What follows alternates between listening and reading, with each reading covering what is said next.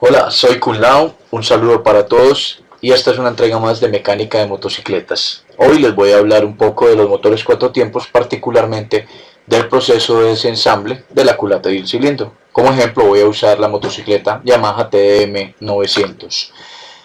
¿Qué verificaciones debemos hacer cuando desensamblamos culata y cilindro? La primera es una simple inspección visual. Debemos buscar por arañetazos que hayan, rupturas, grietas, desgastes, óxidos, depósitos de carbonilla y cosas similares. Simplemente hacer una inspección, una verificación de toda la apariencia de las piezas que estamos desensamblando. Como les comenté, en este caso la culata y cilindro. Entonces revisamos culatas, válvulas, pistones, anillos, el cilindro, quizás tapa de válvulas como la tenemos en este caso de la TDM. Simplemente si no encontramos ningún daño aparente, ninguna grieta, ningún desgaste anormal, podríamos continuar haciendo las siguientes verificaciones. Estas verificaciones o mediciones que llevamos también son un poco más precisas y solamente están determinadas por el manual de taller de la motocicleta. No podemos atrever a hacer verificaciones a ojo, como lo llamaríamos, o simplemente inventando nuevos valores basados en nuestro conocimiento o en otras motocicletas. Para esto es fundamental y necesario el manual de taller de la motocicleta. Tenemos entonces varias verificaciones o mediciones, primero en la culata y en las válvulas. Cuando desmontamos la culata tenemos una deformación máxima. Otra verificación que hacemos es en la guía de válvulas, el espesor, también el diámetro interno, perdón, también hacemos medición del espesor del vástago de la válvula. Tenemos una holgura entre este vástago de la válvula y la guía de la válvula, son diferentes para válvulas de admisión y de escape. También debemos medir el grosor del margen de la válvula y el descentramiento del vástago de la válvula, el cual lo hacemos con un comparador de carátula.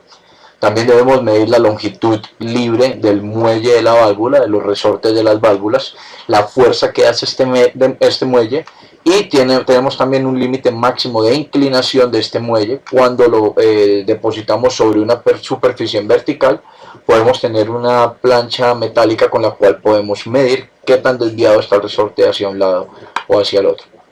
En la parte de pistones y anillos debemos medir siempre el diámetro en dos posiciones distintas a 90 grados y sacar un promedio de estas mediciones. Debemos hacer una medición del diámetro interior del cilindro, la conicidad que tenga, la deformación circunferencial del cilindro. También medimos el tamaño del pistón, como les comenté, en dos diámetros diferentes, y podemos medir también la holgura entre el pistón y el cilindro. Con la parte de los anillos, también con unas galgas, podemos medir entonces cuál es la holgura lateral en el segmento del pistón, en el superior, y en el segundo segmento inferior. En los anillos que hacen el arrastre del aceite también podemos hacer estas mediciones.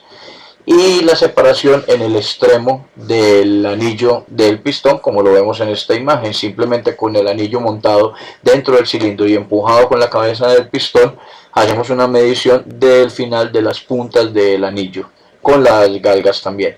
También podemos hacer una medición del diámetro exterior del bulón, que es el que ancla el pistón a la biela. Hacemos una medición del diámetro interior del bulón, también en el pistón, en la misma cabeza del pistón.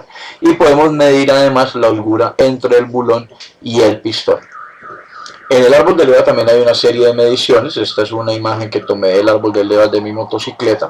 Aquí podemos apreciar el imán que va al sensor de posición de cilindro. Y las levas, estas levas les podemos medir entonces diferentes anchos. Tenemos un límite de dimensiones de estas salientes del árbol de leva o de las levas en sí mismas. Y son diferentes para las levas de admisión y para las levas de escape.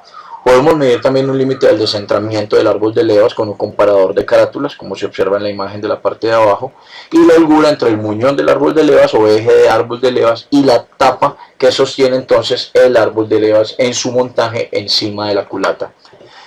Bueno, el procedimiento para el desensamble de culata y cilindro, por ende pistones y anillos, la TDM 900 es más sencillo de lo que uno esperaría para una moto grande de motor de alta cilindrada y relativamente compleja.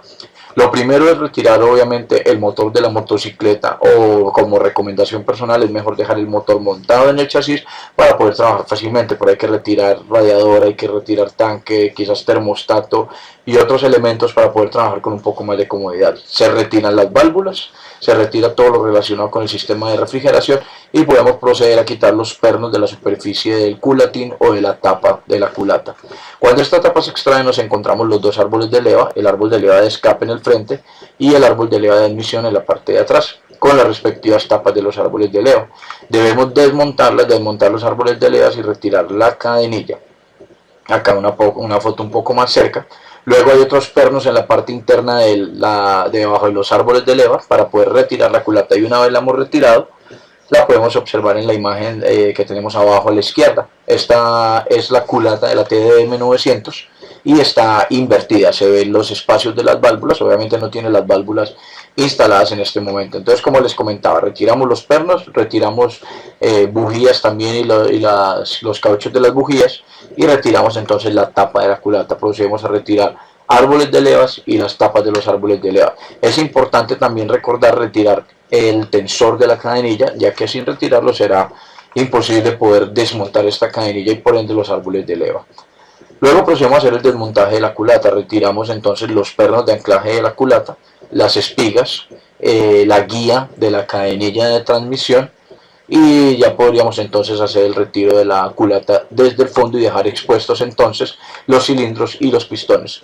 Luego procedemos entonces a retirar todo el cuerpo de los cilindros, los anillos que están montados sobre los pistones, las espigas, y tenemos entonces los pistones expuestos. Podemos retirar también los bulones de los pistones hacia la derecha, como se observa en la imagen, quitando primero el pin de estos y con un extractor de los bulones. Así podríamos sacar entonces la cabeza del pistón para dejar expuesta toda la parte interior del motor. ¿Qué herramientas requerimos para hacer este desensamble y ensamble del motor? Pues obviamente necesitamos un juego general de raches y copas varias con diferentes números de boca fija, unos destornilladores y un despinador, especialmente para retirar los bulones. Necesitamos un torquímetro importantísimo y fundamental para el ensamble del motor, así como un torsiómetro de ángulo, el cual observan en el lado derecho de la presentación. Este torsiómetro de ángulo es necesario según el manual de taller de la TDM 900. Debemos dar un torque específico y luego a partir de este torque debemos continuar con un ángulo específico. También necesitaríamos un compresor de válvulas para poder retirar las válvulas de la culata y hacer alguna reparación o algún mantenimiento que sea necesario en este dispositivo o en estas partes del motor. Entonces el compresor de válvulas es necesario, y en la parte de abajo vemos también el extractor de los bulones para sacar los pistones de la TDM 900. Esto ha sido todo por hoy, compañeros. Muchas gracias por observar mi video y los espero en una próxima entrega de mecánica de motocicletas. Feliz día.